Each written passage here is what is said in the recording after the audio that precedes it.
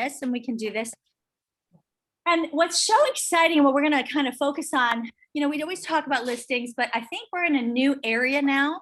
And what I mean by that is I think the market's just starting to change a little bit. Would you guys all agree with that? Yeah. Yes. Last year we saw some crazy, right? I mean, really, let's be honest. People could put a sign in the yard and sell their own home. I mean, the market was just, everybody was desperate to sell. And everybody was desperate to buy, right? And it didn't matter because people were buying anything. They didn't care if it appraised. They didn't care what the inspection looked like. It was just a free-for-all of crazy.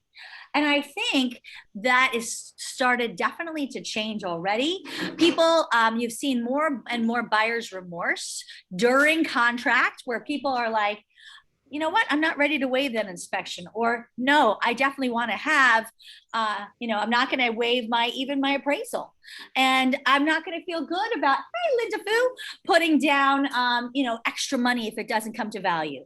So we've been finding, and also, you know, Florida, the legal department responded and they said, we don't feel good about buyers waiving all this crazy stuff. We don't feel okay with people waiving all these things. We're changing our contracts to make sure that our buyers are protected, because it's not caveat emptor anymore.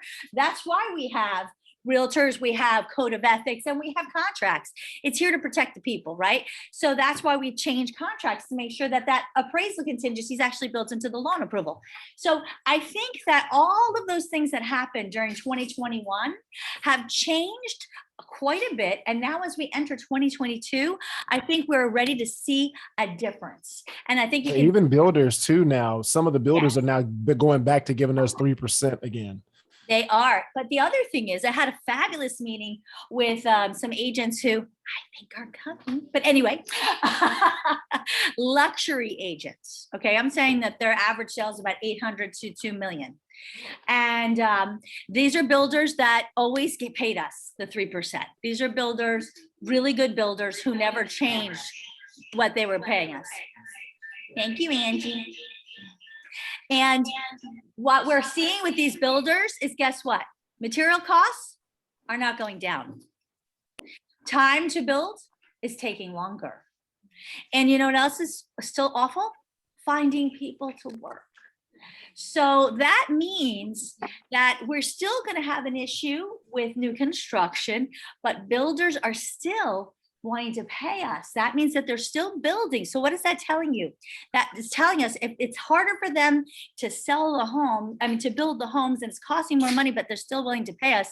That tells us that it's not as crazy, doesn't it? That shows us even more if they're willing to pay and work with us, and it's still getting even more expensive for them to build and even longer for them to build out, that they need us. That tells us that they're not getting those crazy leads that they were getting before. And builders see this stuff first. I can tell you that because I've been in the builder world, right? Usually builders see it first, and then it kind of comes down to the general side. That is great for who? Us. Us. That is great for us. What does that mean? It means that, gosh, I love it. People are going to need to rely on some real good old-fashioned real estate. They're going to need to rely on fabulous realtors who know how to handle the market, who know how to negotiate. You know, remember, I don't know if you all had come to my, I think I did in the middle of a sales meeting when we talked about negotiating for home plate. Did everybody see that? If you didn't, I'm going to cover it really quickly. You know, back last year, I'd say to a seller, you're right, Mr. Seller, you don't need us for contracts. You can put a sign out in the yard, get plenty of contracts. But that's first base. What you need us for is to negotiate for home plate, because there's a lot of things that happen from first base to home base, right? You're going to have to negotiate many things like inspections. And hello, insurance right now is a huge problem that you're going to have to negotiate through, right?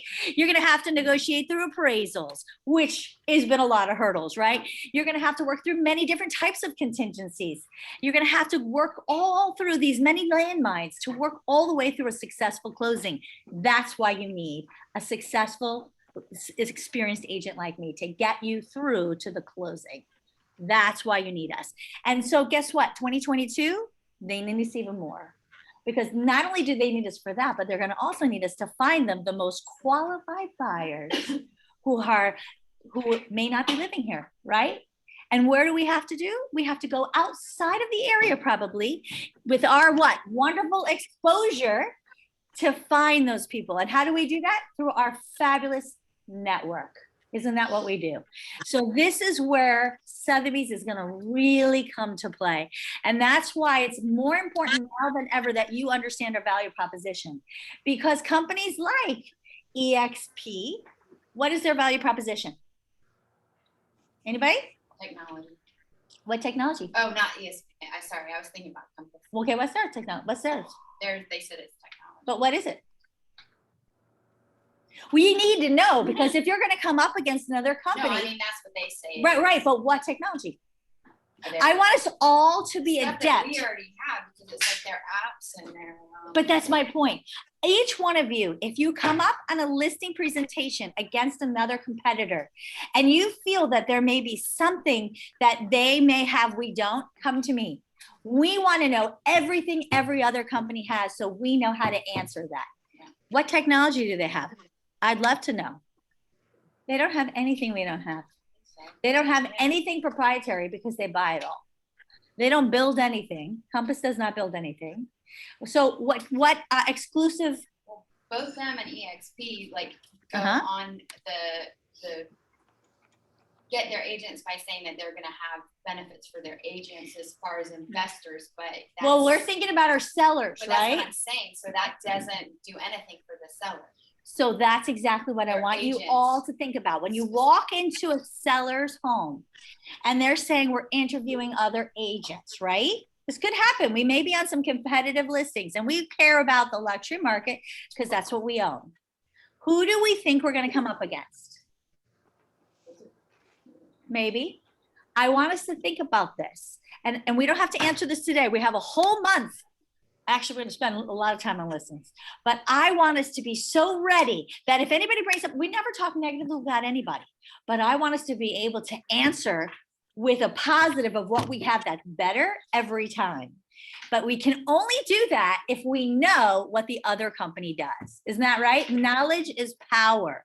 So I will help you find whatever we need.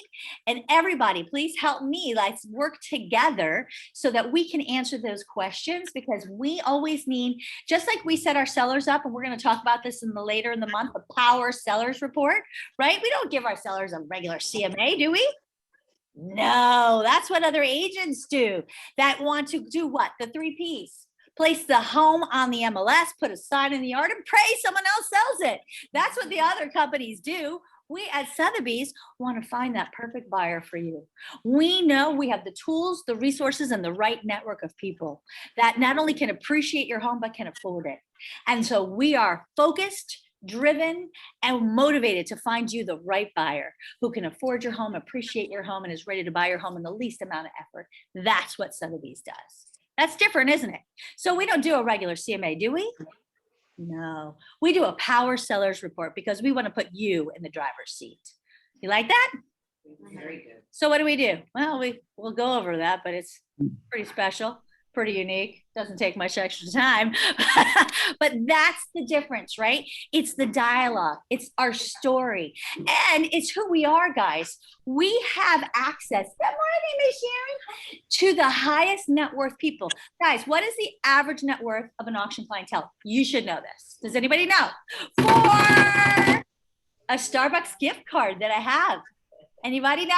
I think it's 30 million. 30 million, no? Who said it? Anybody? I said 10. No?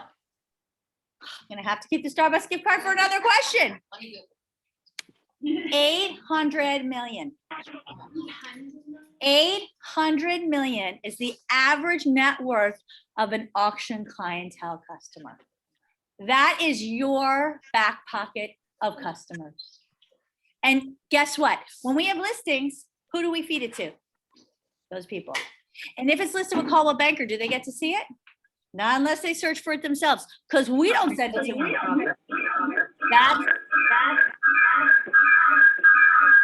That's not good.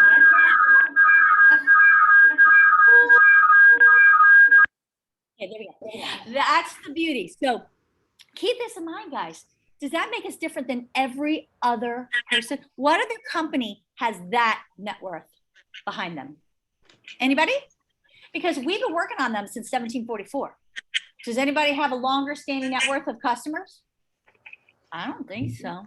I mean, I challenge that. 1744, that's pretty long, right? So this is the kind of stats that you guys need to know, right? These are the kinds of things you need to pull out and say, well, I'm sure they have some fabulous customers. You know, being that we've been around since 1744 and our average customer is 800 million, and these are the people that we make sure see your listing. And yes, you might think $800 million, they may not want to buy your home for 800,000. They might want to buy 3 of your home, 1 for each of their grandkids. You're right. Am I right? Could they afford it? Do they each want 1 for their grandkids to be able to take their grandbabies to Disney? Yeah, they do. Yes. And they might be buying it for their assistant or for people who work for them. Because I had that happen. They might be wanting to buy it for somebody who works for them because these are wonderful giving people. Absolutely. Okay. Yeah. So I'm going to share my screen real quick. And we're going to go through a couple things right here. If I can find what I just opened this like 3 times now. This is really getting annoying. Let's close that. Oh, here it is. Okay, we're going to look at this real quick. We're going to look at it a little different today. Okay, so let's do this. I'm going to hand these out. I'll be right back. Oh, can you hand them? Sure. Thank you. Actually, Emily's going to hand it out. We're going to talk a little bit about how the listing presentation goes, but I want to tweak it a little different. How many of you guys have never been to my listing presentation class? Anybody? Oh, we got some newbies in the room. I like it. Okay. And anybody on Zoom, feel free to jump in. I know that that's the problem with Zoom. A lot of people are quiet people. So it's okay if you want to come to me offline, ask me questions. That's fine too. But so I'm going to say I'm a true ninja, true and tried. And I will tell you that during this week of listing presentation this month, well, and beyond, we are going to talk a lot about ninja ways of doing listing. But there is one thing that I do a little different than ninja, and I'm going to admit it because I still believe it. And I'm sorry. I believe when you walk into the house, hi, I'm Carrie. Thank you so much for seeing me today. I do not want to see the house at that time. And there's a reason, guys. There are 2 points of tension in a listing conversation. What are they? You might think Commission what they think and the house price. is worth. Yep. Yes. Commission and price. Thank you very much. Right. And so if you've already walked the house, that means you're sitting for the whole rest of the time. So what are you doing? You're beating them over the head. So if you never get the opportunity to bring that tension down, you have a chance of getting the I am too stressed out to give you a yes. Right. And what does that lead to? I know. I don't want to get, I need to think about it. Anybody in this room ever need to get an I need to think about it? Yeah. You don't want to get the I need to think about it. There's usually a couple reasons. 1, trust. I don't think anybody in this room has gotten that for trust. 2, maybe have not gotten all their answers that day. 3, too nervous and confused to make a decision. That is usually because you did the tour first and then you sat down and you pummeled them and now they're like too worked up. I mean, think about it. They don't want to make that buying decision, right? It is a buying decision. Do they buy you? Do they trust you? Do they really believe you? Oh my gosh, it's too much. I have to, I was going to share a really quick little story. At the builder, for my poor agents, I would come on site just to help them. And I had this one agent, Johnny Oakbrook, so sweet, that's his nickname. And I wanted to see because he's so great, but he couldn't close. I was like, I don't understand it. He's so good. So he finally had this family that had been in there, Jesus, like 5 times. I don't know. And they were finally coming to write the deal. And I was like, I gotta see this. This has got to happen today. This guy was ginormous, had to be 6'8", huge. He was a policeman. And I saw him, he was with them, they were laughing. And I was like, oh, thank God, he's finally getting this deal. And then we're in the sitting down at the table and he's about ready to write the contract agreement, right? We don't call it that because why? It's a negative word. It's a scary word, but he called it a contract and he started to get all nervous. And what happens? It's a transference of emotion. Well, this poor guy, ended up in the corner in the fetal position. I am not kidding. This 6'8" huge man. And then pulls out a phone. I'm not kidding. This is a true story. It never rang. Yes? What? And he says, honey, we gotta go. It's an emergency. And they left. I have never seen anything so horrible in my life. But the good news was I was able to help Johnny Oakbrook because I said, this is the problem. You are so nervous yourself when you're writing this contract that you've just transferred this emotion to this poor guy. So we worked a lot on contracts and he became a great writer. That's the good story. But the point is, it is very much a transference of emotion. So if you're in a listening presentation and you're hitting him over the head and hitting him over the head and hitting him over the head, they're getting nervous. You may get nervous. You feel that they're getting worried about the commission. You think you might get a little worried about the commission? Okay, either you get confrontational, horrible, never do that. Or maybe you start feeling like, oh, the price, like, are we always on great terms with the price, right? We've never had a chance to bring that emotion down. What are the chances that that could lead to I have to think about it, right? So that's why I'm going to go veer off of the ninja. Sorry, ninja. I love ninja, everything else. But I do not believe that you should see the house first. Everybody with me? Choose yourself, independent contractors, ninjas of us all. But I believe you go in, they want to show you the house. So I can't wait to see the house, but can we sit down really quickly at the table? I just want to make sure we're on the same page, right? And that's when you go ahead and you do your discovery. Now, listen, you've spent time with these people. You've already asked some great questions, but now what do you have to do? This is the moment that you're really getting the motivation. Why do they need to move? What happens if they do move by a certain time frame, right? If you don't know those motivating questions, don't move on because you have nothing to close on, right? If you don't really know what's driving them, you're never going to close them either, especially on price. You'll never get to a real price because they really don't have a need to move, right? What are you going to do? This is that person that's just going to sit there on the market until they hit that magic number. I don't want that seller. Do you? Oh my gosh. There has to. So why are you moving? Where are you moving? What has to happen to get you there? What happens if you don't get there? What is driving that deadline? These are things you need to know, right? Wait, find out, get to know them, get those questions. I love that. What is the most important thing you're looking for in that company that you work with and the agent? Ask those questions. They're going to tell you those things, right? Ask permission to take notes, but here's the most important thing, guys. Write down their words. Don't put your words down, write their words. Because this is NLP, you want to communicate back to them in the type of words they're using. They use those words, if you use them back, they feel you are understanding them, right? So it's very important that you're using the words and the phrases that they have used. Not every word verbatim, obviously, that sounds a little freaky. So I understand if you said, and then you repeat it back for, 100%, that sounds really creepy. But use those phrases, right? and I use this story a lot. So if you've heard me say it many times, I'm sorry, but I use it on my poor brother all the time. My brother loves the phrase, so at the end of the day. So my brother is a little bit of a rambler, God help him. So I want to shut him down.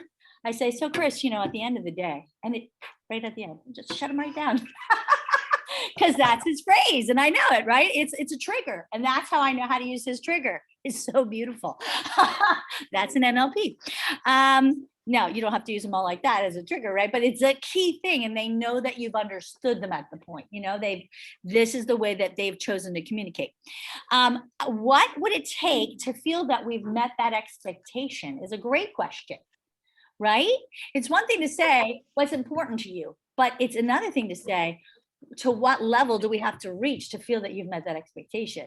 A lot of people don't know that, you might think, oh yeah, I've done these things that should meet their expectation, but it may not, right? It's a really good question, but I love this one. How many times have you moved before? You might want to know that, right? Because people think that they've moved, 7 times. And so they're pros. I move once every year. They might think that they're better at this than you are. Right? And that's good because you can use that to help make them a partner. That's a great thing. So what did your realtor do the last few times that you really enjoyed? What were some of those great things of the realtors you've worked with before? Now, out of all the realtors, what are a couple things that you wish they did differently? let them tell you all of those things. They're telling you exactly what you need to do and what you shouldn't do. They're perfect. You have them? Everybody with me? Now, here's a really important thing. When you're going through this, and this is totally ninja, but I've used it for years, you need to do a takeaway. You need to do it before you move on, but when you've already gotten a great rapport. Okay? Everybody with me? So, Emily, you know, I am having so much fun here today, and I'm so glad we had the opportunity to meet. I can't thank you so much for bringing me out here, but I want to let you know there's one of three things that are going to happen today, and I'm okay with any of them.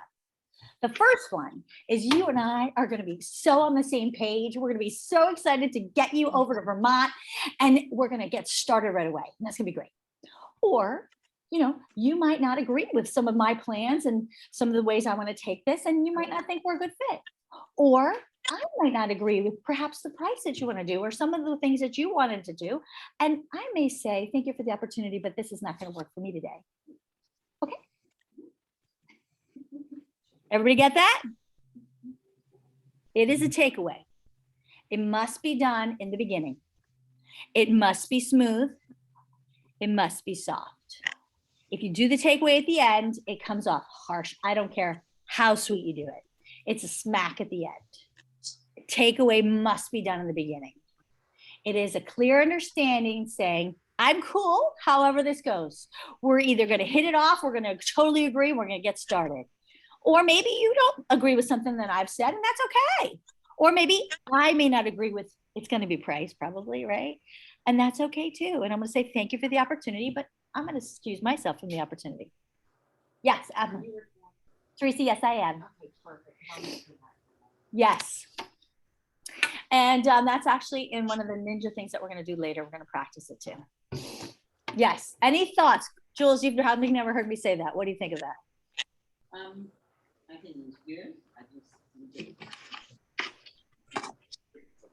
The timing is critical. You're 100% right. Jules thinks the timing is critical.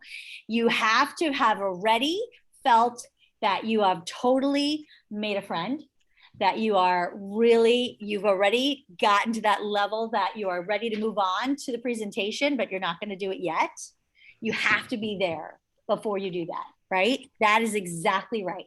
But now you can't move on yet because it's in this weird space.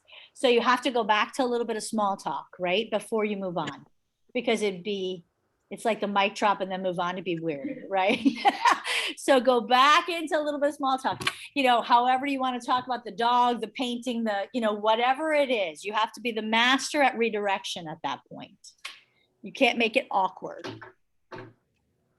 But it is so critical to do it, because if you don't, you can't do it later.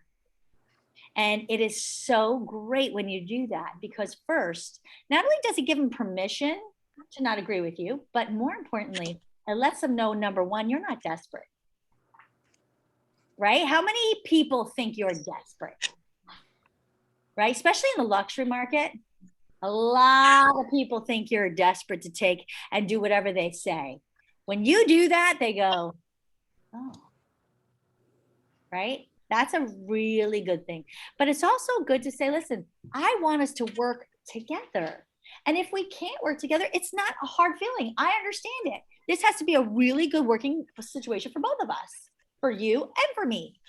And that is giving both of us permission to be on the same page, right? It's setting that expectation that we are in this together.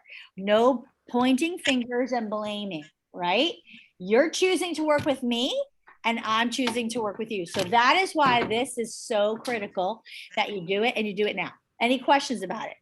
Anyone online? Anyone ever tried this and it falls apart? No? Not once. You did? Not once, or you No, did? I said not once. Collaboration is everything. They feel like you're in this together, like you said. Yeah, I've done this for years. I really have. When they did it in Ninja, I was like, oh, go figure.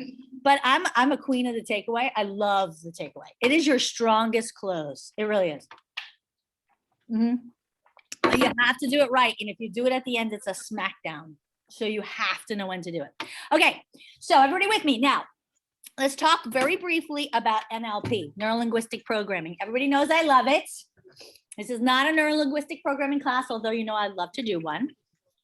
But neuro-linguistic programming is the art of communication, right? It's how we all communicate. We're either visual, where guess who's visual? We talk fast. We do everything in pictures. We use our hands a lot, right? And we dream in pictures, right? These are the people like me. If you're in a listening presentation with me and all you do is talk at me, good luck. I'm not paying attention to a thing you said.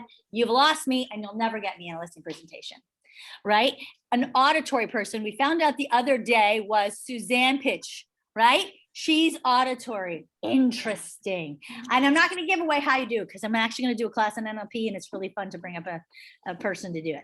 I would do it today, but it's 10:30 already. We're losing time. So, but anyway, it was really fun. She's auditory. An auditory person explores the world and how they hear things. Everything is how it sounds. Very interesting. So their memories and everything is how they hear the world. It's very interesting. A lot of times we kind of balance in between all three, but we tend to be predominantly in one area.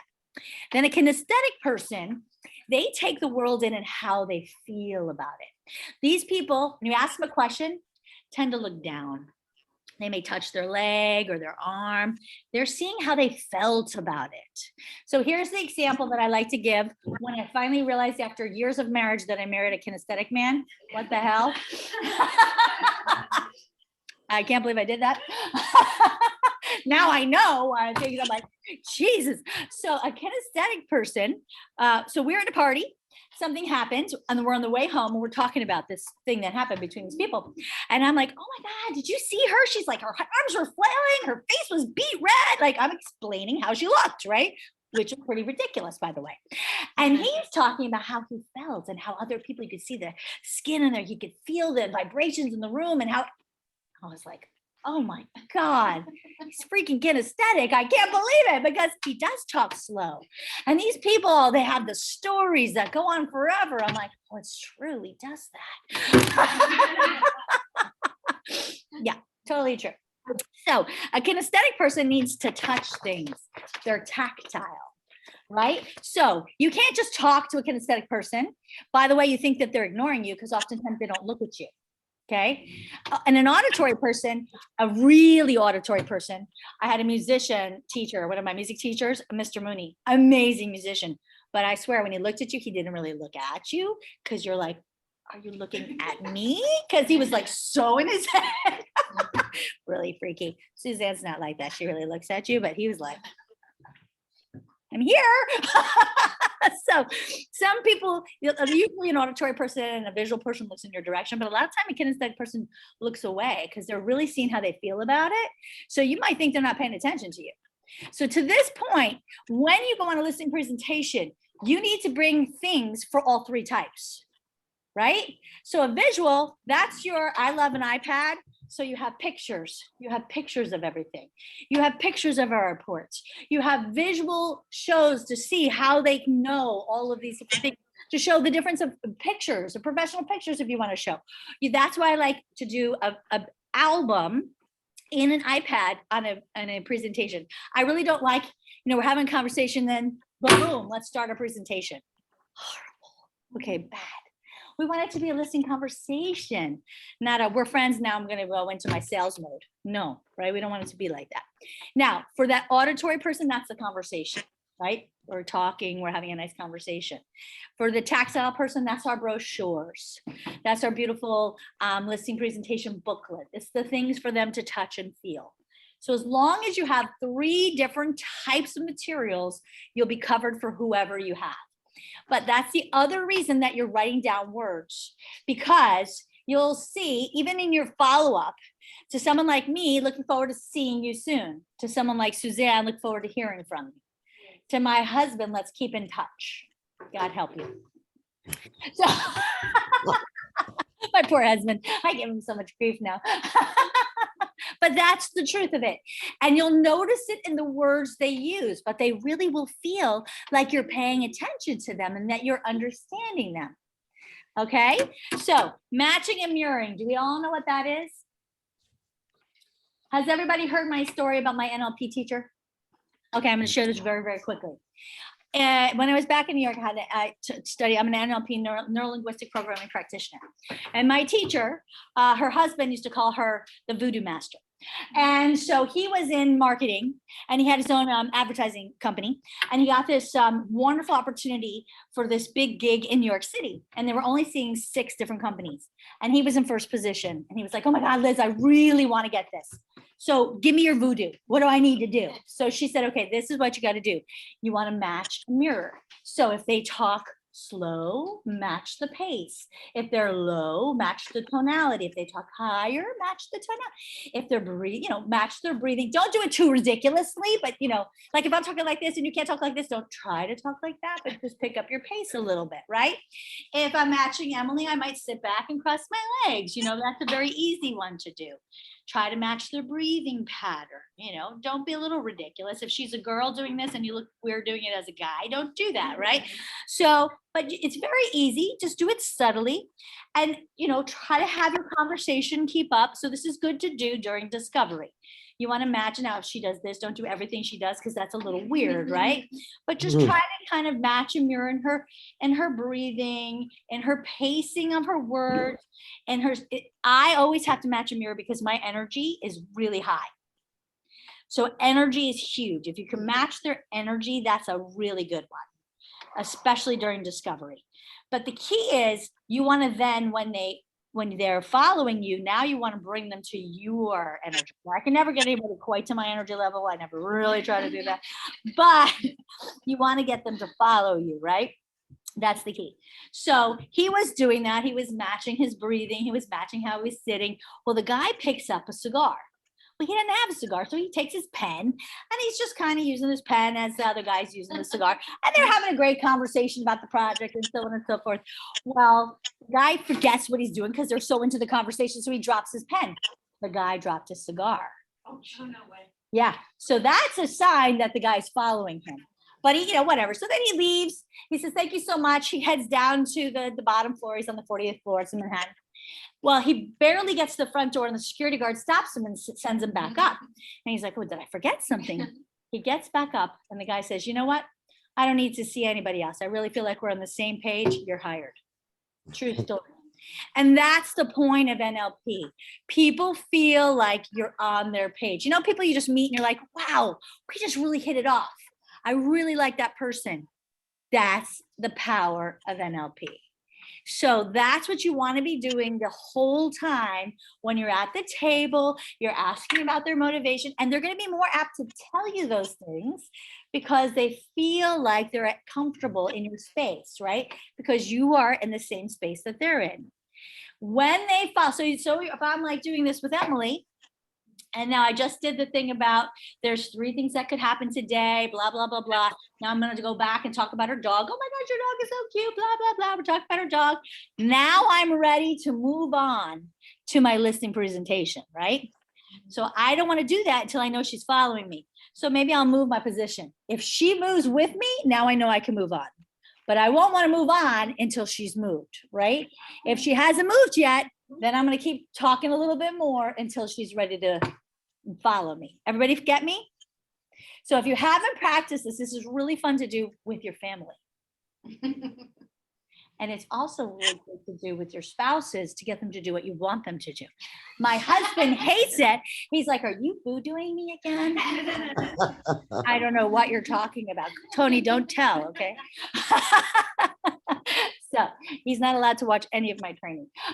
Wait a minute. Hold on. Wait a minute now. Training is training. These are lifelong applications that we are learning to be better people and professionals. That's right. That's right. Don't tell my husband though. So once you're ready to move on, that you're in there. It's called pacing. Once they have paced you, that means that they are now following you. Do not move on until they followed you, because guess what? You're going to be doing this for nothing. They're not listening, right? If they're pacing you, now they're open to hear whatever you are going to share. That is the importance of pacing, right? They're ready to listen to whatever you have. Okay. That's when I love I love the 5 keys to success, or the 5 things it takes to sell a home. Okay, so these are the 5 things: price, terms, conditions, locations, and exposure. Would you guys agree that's the 5 things it takes to sell a home? Now, the point of this thing is setting expectations. We're going to do it in a conversational way, but it's not really meant to be conversational. It's meant for you to actually lead, and it's meant for you to set expectations. That's the point of this. But we want to do it in a way that makes it feel conversational, although it's not. Okay? So I'm going to do it. Who wants to role play with me? Who wants to be my seller? Everybody go ahead and volunteer at 1. Jules. Okay, I got Jules. Okay, Jules, please be a real seller. No one ever says that price is determined by the market. No one really ever says that. If you told me that a seller says that, I'm going to run up and kiss that seller, but a seller really never says that. And can you come closer so that they can hear on the thing, because no one... Yeah, I missed that. Actually, we could do it like this. Or, okay. I was going to say you can sit here too. You can just sit here. Or you could have just sat here. But... No, too close to you. Oh, too close. She says she's too close to me. All right. Okay. So you're going to be the seller. And we were just talking about your cute little dog, Pepito. He's so cute. I can't believe Pepito really eats watermelon like that. That is amazing. And that's so huge that he puts it next, and he's so tiny, his little head, and he drags that huge watermelon around. I really love to see that. You gotta send me some pictures next time he does that. We'll do that. Well, you know, it's so funny, Jules. People ask me all the time, what does it really take to sell a home? And you know, there's really only 5 things. What do you think the most important thing it is that takes to sell a home? Pictures.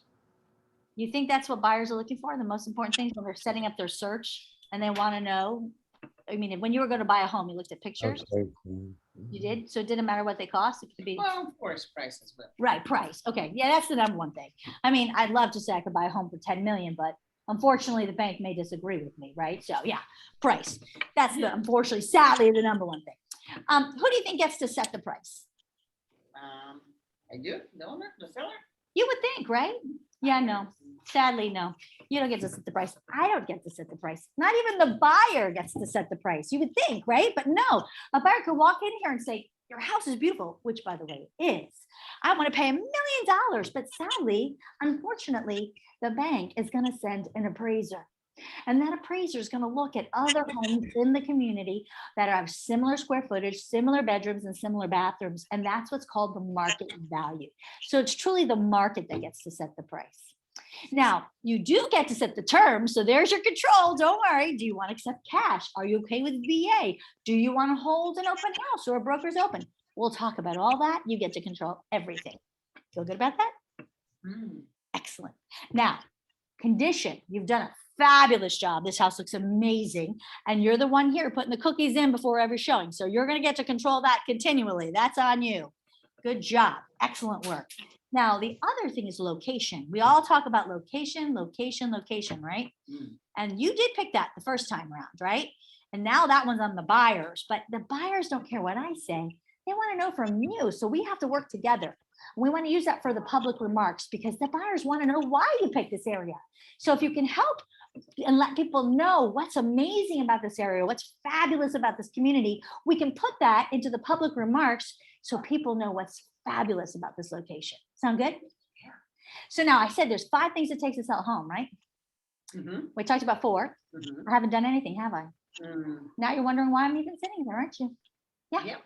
Because the 5th and most important thing is the exposure on your home. And especially in today's market, we want to make sure that it's not just the people around here who actually have to maybe get a loan on your home and have to worry about those appraisals. We want to get your home in front of the right people who can afford your home.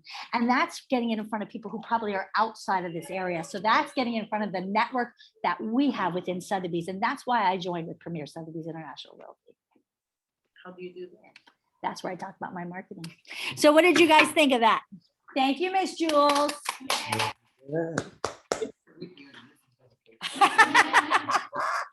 What did you guys think? Everybody? Did you guys all hear that online? Yes, Yeah. we heard it all. I thought it was great. Yes, it was. Well, thank you. Any questions from anybody?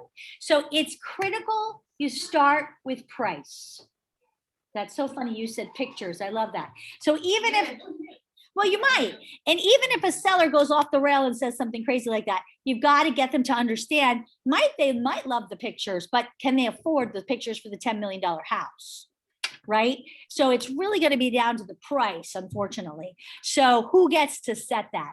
Sellers always think they do.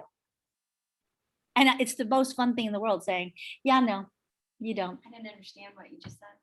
So whatever the sellers say, if it's No, about the pictures, what did you mean? well, if they say pictures, right? You can say, well, they might love to look at pictures. I'm sure when you're looking for homes, you want to look at pictures, but it has to be pictures they can afford, right? Can you?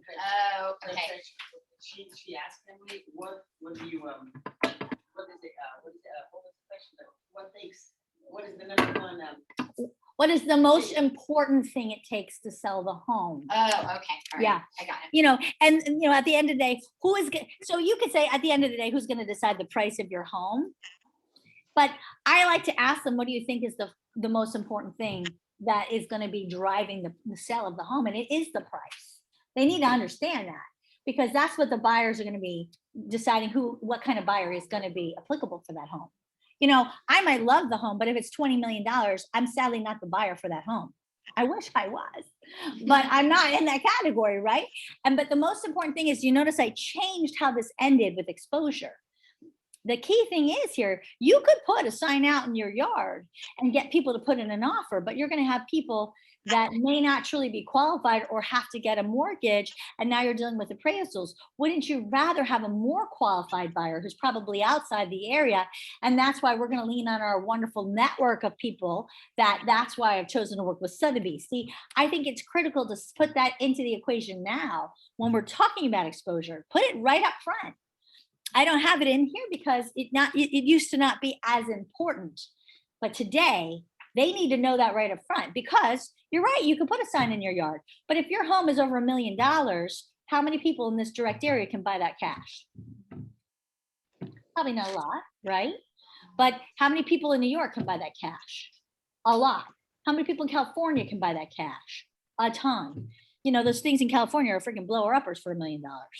It's disgusting. When I'm out there, I'm like, can you imagine how much it costs? What? It's crazy, right? But those are the buyers that we have direct access to through our network. This is amazing, guys. And that's where we have the opportunity right up front to start that value proposition conversation. You see what I'm saying? And so that is one of the reasons we've chosen to partner with Premier Sotheby's International Realty. Anybody have questions? Okay. Nobody has a question? Now, the most important thing next is to have 3. I like 3. I'm a big proponent of 3. I don't know why. Maybe because I have 3 kids. I don't know. But 3 is a magic number for me, apparently. I don't know. I mean, listen, I wanted 2 kids and then God gave me 3. So I guess 3 works for me. I don't know. But 3 value propositions for Sotheby's, 3 value propositions for Premier Sotheby's, 3 value propositions for you. This is critical because why do you care? Why did you choose to work with Sotheby's, right? And what is in it for them? So the number one thing I like to talk about is the fact that we're global. Why do they care? Anybody? What does it matter? How many countries and territories are we in? Anybody know? 75, I believe. Woo! Tony's hot today. 75 countries and territories. That number does change often. You said 74, 74, 75. Sometimes it changes. Yeah, it's a moving target, but I stay with 75 because I think we're back at that. But yes, 75 different countries and territories. How many languages do we speak? I have no clue. People ask me that all the time. A lot. 47. How many? 47. 47. How many languages do I speak? 6. It is 6, but I've heard I speak 10, 12. Someone said 20 something the other day. I was like, that's impressive even for me. I don't even know what they are. Wow. But the key is, why does the customer care? What it's in it for them that we're in 75 countries and territories? And how many other companies say that they're in all these countries? right? So why is it different that we're in these countries? I'm going to tell you right now. We collaborate with our different affiliates in these different countries. So I'm going to point out right now, I think I have to stop the share to do this. Let me see. And this is what's the power of stories. So we are in these different countries and territories, and we have reports that tell us how our marketing is doing. And so it'll tell us, and what, can you guys see this? Or you probably can't, they probably can't see that. Hold on, let me share my screen again. Share screen. So it'll tell us not only which countries and territories customers are looking at, but which Sotheby's offices they're coming from. So we had a home in Reunion where there was a lot of people coming from Zurich Sotheby's. And I would tell you to have this pulled up. This is a great story, but what's great about it is it's still here, guys. And so we reached out to our affiliates right there in Zurich and we said, hey, we see that there's a lot of people who noticed that they love this home. And they said, oh, fabulous, let us help you. So they made it not only the home of the month, but if you go here to Zurich Sotheby's, and I would have this website open because clearly it's taking forever to pull this up. Why is it? Okay, here you go, for sale. And you say country. And you see, look at this, United States. How many homes are there for sale in the United States? Isn't that amazing? There's only one home for sale in the United States. And it's our home in Reunion. How many other companies can show that their home is listed in another office like that locally? This is not through Sotheby's International Realty, just through all the, where they're just showcasing all of the homes. And you can see that. It's not like it's an IDX feed, guys. Because if it was an IDX feed, how many homes would be listed in the United States? Tons, right? It's showing one home in the United States, and it's the one listed here in the Reunion. What is that showing you? That is collaboration of our brand. Okay, nobody else can show that. So how do you like that, Mr. and Mrs. Seller? Would you like to see, if we saw that there was a lot of people looking at your home in Zurich, isn't it nice to know that we could just contact our folks over in Zurich and showcase your home there? Do you not see a value in that? Right? That's huge, guys. Nobody else thinks it's huge. Everyone else. I'm so sad. I'm the only one. I know Carrie Billage thinks it's huge. Carrie Billage does think it's huge because it's her home. That is true. But the point is, guys, that is a huge one, that we collaborate with these folks. The other thing is, here's another one. Tasha Osborne, which you're going to hear from. I hope you're all coming, and I hope you come in person on Thursday because we're doing mimosas. Anyway, we'll also have some food. But we're going to have our panel. Carol Medeiros is on the panel. Tatiana's going to be on the panel. And unfortunately, Tasha will be Zooming in from Ocala on the panel. These are ladies who have quadrupled and sextupled, and I don't know their volume, but what they're going to be talking about is how they did it differently. They're not talking about normal stuff. They're talking about what they did differently to change their volume this last year. And one of the things that Tasha's going to tell you how she did it is how she's able to co-list with Equestrian Sotheby's. Did you guys all know you can co-list with other Sotheby's anywhere? You can. How many other companies are doing that? None. You can co-list with Sotheby's. That means that her listing, which was the #1 in my region, in all of Central Florida, it was the #1 listing last quarter, 12.8 million. It was a significant sale. And Sotheby's as a brand went crazy with it. Not because it was 12.8, because let's be honest, with Sotheby's, there's higher listings, right? Because it was a co-listed sale. They love that collaboration within the brand. It was listed here with Premier Sotheby's, and it was listed down in Wellington with Equestrian Sotheby's. It was in double MLSs. It was doubly listed. It was showcased in both places. That is the beauty of co-listing. We got together, we did marketing together, we decided who would market where, and we blew that thing up, and that's how we sold it. That we worked doubly hard. We said to the seller, you're going to get 2 Sotheby's for the price of 1. Which seller is going to say no to that? And there had never been a sale that high. So we were up against a lot of competition. We had to work our butts off to get a listing that was 12.8 million in Ocala. And now together we're trying to get a $33 million listing, which has never happened in Ocala. How do we do it? That's how you do it. You can only do it with the power of a brand like Sotheby's. Where is equestrian? Is that in Wellington.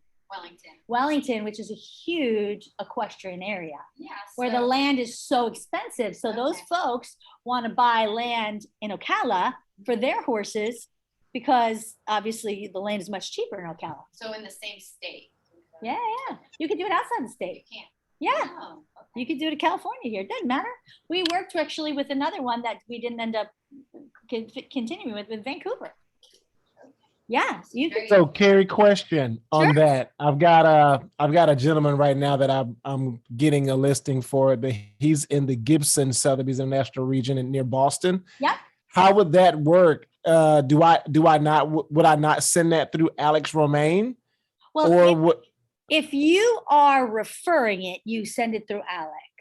When we are co-listing it, we work together broker to broker and we keep Alex informed. So it depends Gotcha. on how we're doing it. So I helped Tasha, we worked together. Alex was greatly involved. So because we want to make sure we're not doubling efforts within Sotheby's, right? But Right. yeah, absolutely. So it just depends on how we're doing it.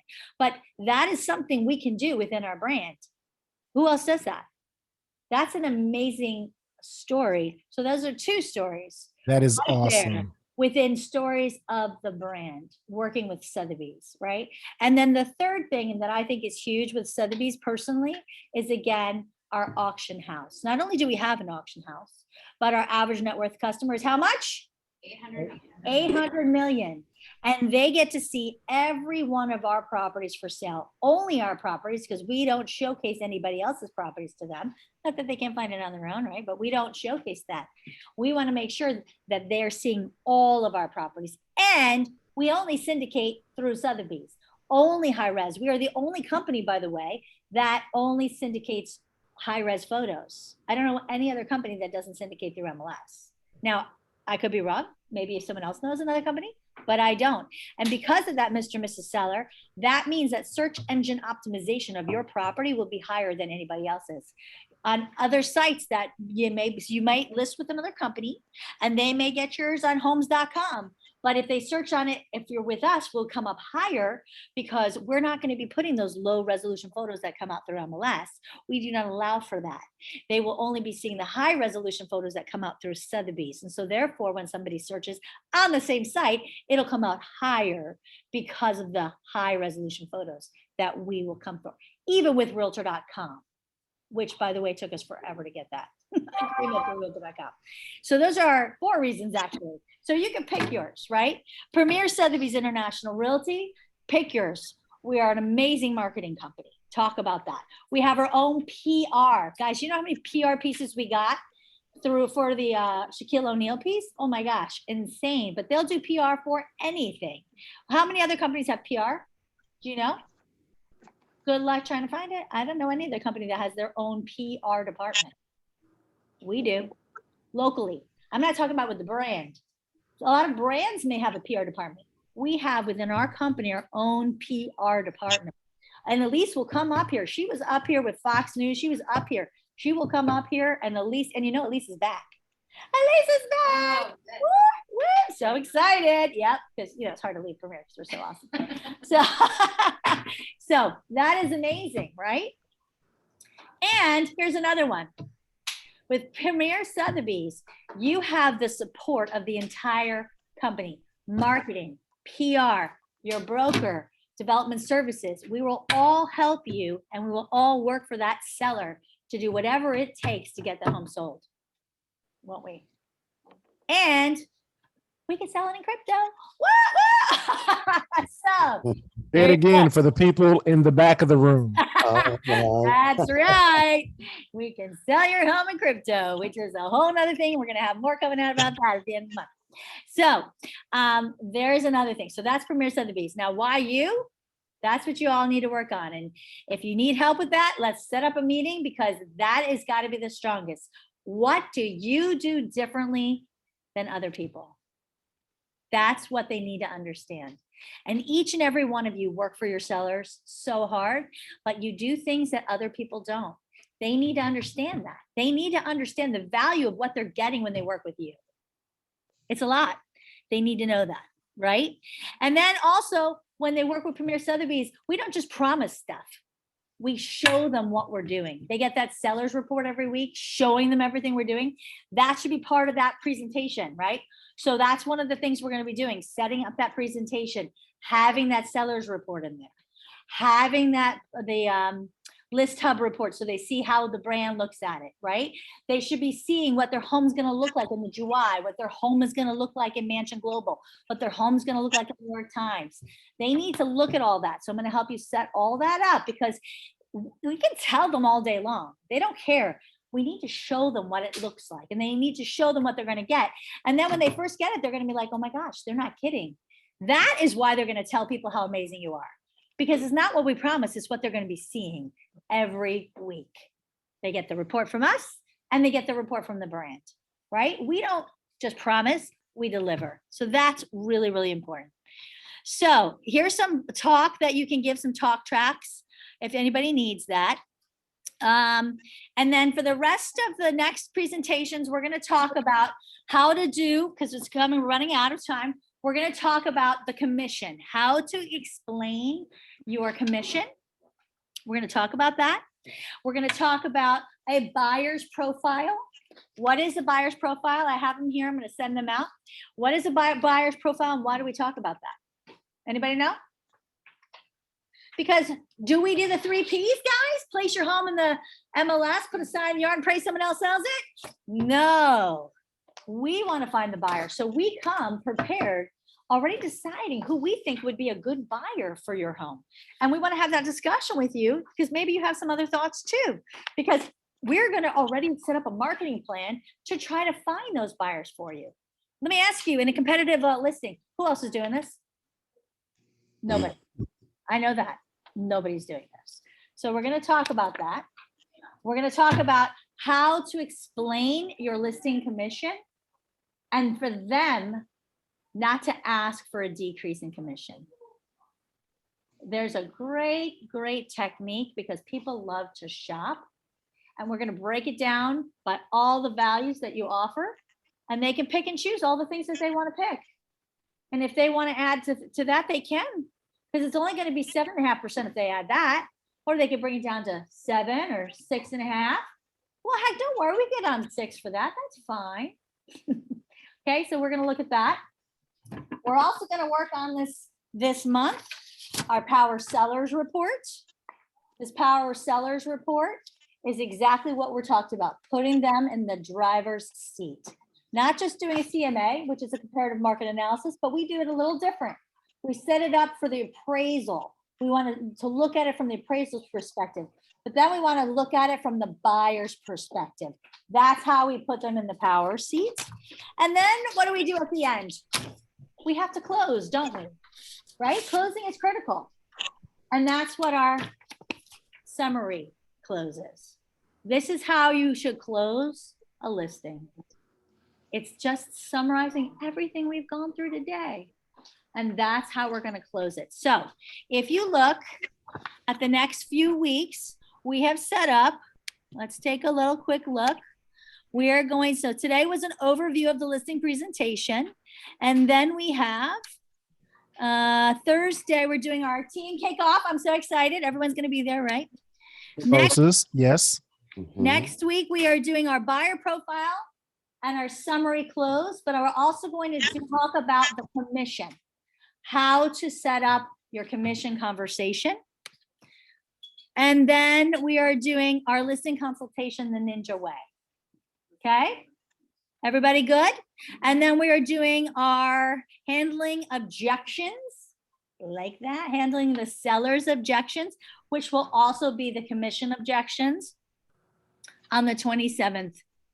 And then on the 31st, a bunch of closing techniques. What do you guys think? You like it? Any questions? Everybody feel like they got something? Yes. All right. So I'm excited. Thank you all for coming. Thanks, anybody on the thing have any questions? All right. Thanks for coming, guys. Thank you.